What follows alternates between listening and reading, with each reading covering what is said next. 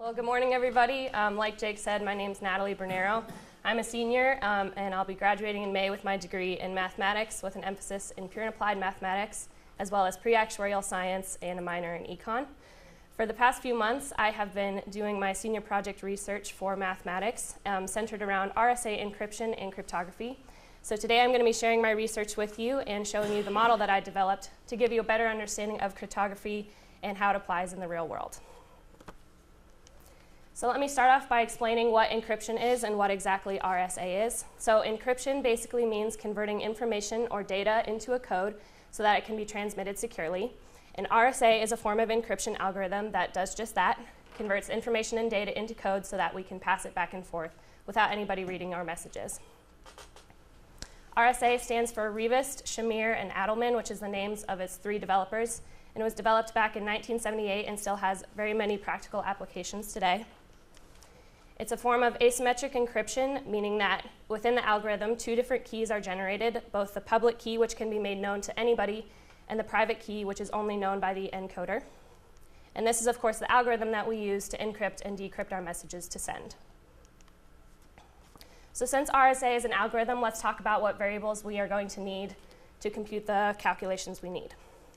The first one is M, which is a message converted into a bit string.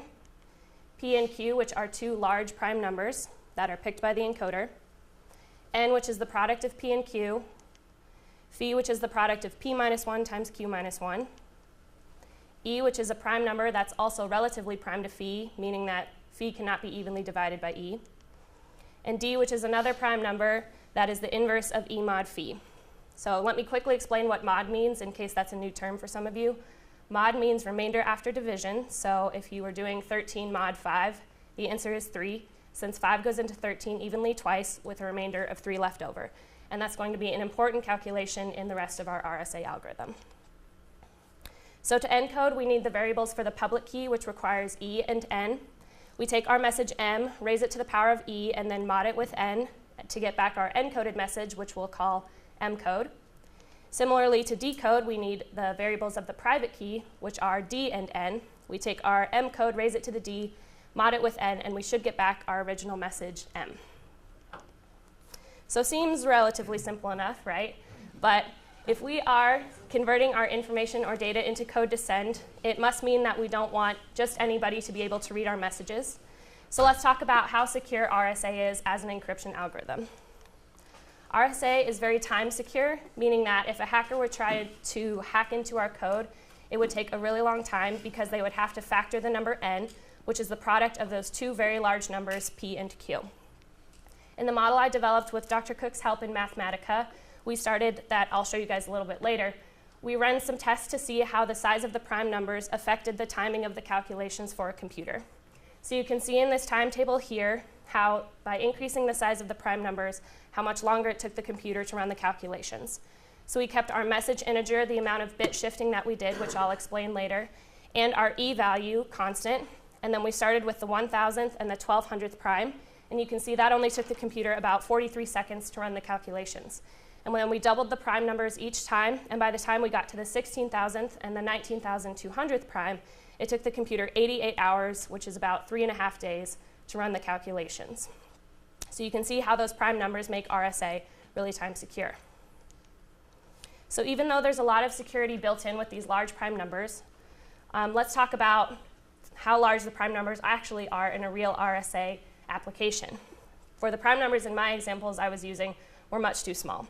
According to Anand Mishra, who's a founder of a company known as AllSafe Cybersecurity, in real RSA applications, the numbers are chosen to be 1024 or 2048 bits long, which means that they have 300 or 600 digits in the integer value. So they're really big prime numbers. This generates what's known as a trapdoor function, meaning that it's really easy to fall through a trapdoor in the sense that it's easy to compute the number n. All you have to do is multiply those prime numbers together, which is a pretty simple calculation for a computer to do. But once you get through the trapdoor, it's hard to get back out in the sense that it's really hard to factor that number n and find those 2 factors, p and q, those 2 large prime numbers. Currently, there is no algorithm that exists that can make this process faster or more efficient. It's likely that a supercomputer could run these calculations, but to run a supercomputer continuously is very expensive and would still take a very long time. So even though there's a lot of security built in with these large prime numbers, there are still some weaknesses found within the RSA algorithm. There are other ways hackers can get into our code without factoring that number in. The first of which is known as a cycle attack, and this means that a hacker can use the public key to re-encrypt the message over and over again until our encoded message appears. When the encoded message reappears, the calculation prior to that actually turns out to be our original message M. But since we are using large prime numbers, this process is very slow and inefficient. For example, let's say we picked our value for E to be of the order 10 to the 100th power. We researched that the fastest computer in the world can do a quadrillion calculations per second, which is 10 to the 15th. And there are a little under, but approximately 10 to the 8th seconds a year. That means that the supercomputer can do 10 to the 23rd calculations in a year, which is a lot. But if our E is of order 10 to the 100th power, then that means it will still take 10 to the 77th years for the fastest computer in the world to run these calculations. And that's older than the age of the Earth. The only problem with picking huge numbers, prime numbers for your values for E, P, and Q, is that it can make the encrypting process take a long time, even for those we want to see the message. So another weakness found in RSA is if we pick a low value for E. Another form of a cycle attack a hacker can run is they can re-encrypt the message E times with a different moduli each time and use those remainders from those calculations to find our number M. And this comes from what's known as the Chinese remainder theorem. Also, if we pick small values for our prime numbers, P and Q, this can make running a cycle attack or factoring that number N a lot easier for a hacker. But again, this would make the encrypting process a lot quicker for those we want to see the message. So we know that large prime numbers make our program really secure, but can make the encrypting process take a long time. And we know that small prime numbers can make this process faster, but make our program more vulnerable to hacking. So is there a way that we can use relatively sized, or like general sized prime numbers without our program being vulnerable to hacking? And of course the answer is yes. And this is where what's known as padding comes into our algorithm.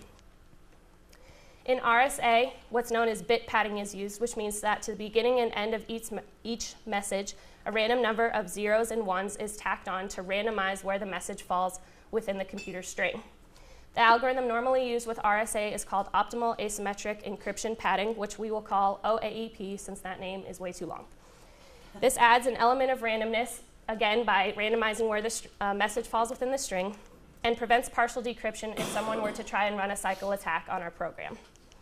So since this is another algorithm, let's talk about the variables we need here. The first is n, the number of bits in our RSA modulus, k0, which is a fixed integer, r, which is our randomly generated bit string of size k0, g, which is our function that's going to expand r to the size of n minus k0 bits, x, which is our padded message XORed with the expanded r using function g, there we go, h, which is our function that's going to reduce x to the size k0 bits, and y, which is r XORed with the condensed version of x. And let me quickly explain what XOR means in case that's a new term for some of you. XOR is that circle sign with the plus symbol running through it, and that's a computation you can run on bit strings to combine them. So XOR stands for exclusive OR. So if you were combining two bit strings together, the resulting bit string has a value of 1 if and only if one of the bit strings has a value of 1, but not the other. So you can look at the picture there to get a better idea.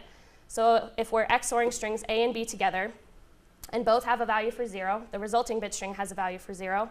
If either A or B has a value for 1 and the other a value for 0, the resulting bit string has a value of 1. And if both A and B have a value of 1, the resulting bit string has a value of 0. And that's going to be an important computation for our OAEP padding algorithm. So now that I've explained both algorithms to you, to give you a better idea of the process, if this can seem a little confusing, let's look at a map of the encoding process to give you a better idea of how this works. So we start with our message M at the top, and we're going to bit shift it by the amount of zeros and ones that we want. We're also going to generate our random string R. So then our bit shifted message gets passed down, R gets expanded using function G, and then we XOR the expanded R with our bit shifted message to generate our value for X. X then gets condensed by the function H and XORed with our R value to generate our value for Y. Then we have two values that we can use in our RSA algorithm to generate our code. So we take X, raise it to the E mod n using our public key, and y to the E mod n, and what we get is X code and Y code that we can then transmit securely. Now let's go backwards to give you an idea of how we decode. So we start with our X code and our Y code, and we un-RSA them using the private key D. So we take X code to the D mod n and Y code to the D mod n to get back our original X and Y values. We then condense X using function H and XOR it with Y to get back our random string R. R gets then expanded by the function G and XORed with X to get back our bit shifted message.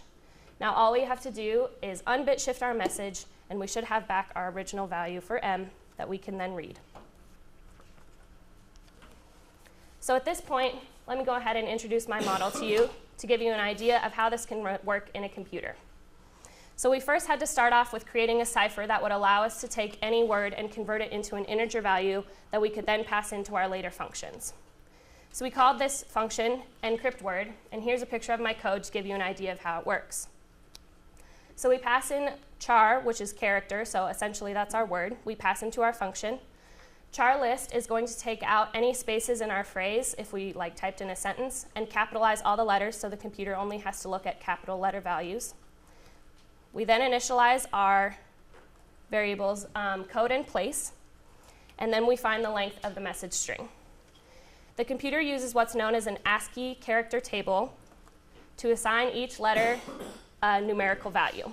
So in the computer is programmed to recognize capital A as letter 48 and capital Z as letter 90. That's why we're looking at values that are greater than 47 and less than 91. Our variable place is going to allow us to grab each letter individually, and then code is going to convert it into its proper integer value, and we subtract the value 47 to it so that our integer values start at 1 rather than 48, and then the computer will print us out our code, which will be an integer representing our word. Similarly, we also had to create a decrypt word function that would allow us to take an integer value and turn it back into a message. So we pass in our word, or our integer value code. We initialize our variables decode and X. The computer then looks at 64 bit blocks at a time in our while loop. So it can grab each number individually, turn it back into its original letter value by adding on 47 so that the computer can recognize the proper letter, and then we'll return that letter to us, and what we get back is our decode, which should be our original word or phrase. But note that it will be in all capital letters and without any spaces, since we removed that in our encrypt word function. So from there, we moved on to our padding functions, and we started with our functions G and H. Remember that G expands and H is going to condense for us. So into G, we pass in our random string R and the length of our bit shifted message, and the computer uses the command bit shift left to take our R and expand it by adding zeros to it, zeros or ones. And H works similarly by passing in the X value and the length of R, and is going to use the command bit shift right to condense that string for us. Then we have our main function, which we called OAEP for the padding algorithm. We pass in our message the amount of bit shifting we want, or the amount of zeros and ones we want to add to our message, and the length of our random string R. The computer then uses mpad to bit shift our message by the amount we want it to. It generates our random string R, and then it's going to find our X and Y values for us. R gets expanded using function G, and then XORed with the bit shifted message to give us our X value. And then X is condensed with function H and XORed with R to give us our Y value. And then the computer will return for us X, Y, and R. Note that these would not be made known in a real RSA application, but we wanted to make sure our program was working properly, so we had it printed for us. We then have our main function, which we called RSAP, to note that this was a padded version of RSA. So we pass in our message, our bit shift, the length of R, our two prime numbers P and Q, which we called P1 and P2, and our value for E. The computer then will calculate N for us and phi, and the variable T is going to time the calculations for us. In our if statement, we told the computer to tell us bad E if we plugged in a value for E that would divide phi evenly, because remember, we want our E value to be relatively prime to phi.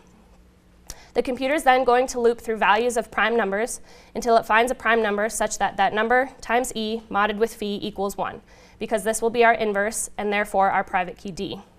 We then call on the OAEP function to get our X, Y, and R values, and then the computer is going to RSA our X and Y using our algorithm and the public key, and the computer will return x, y, our encoded x and y, our value for d, our number n, the random string r, and the time it took to complete the calculation.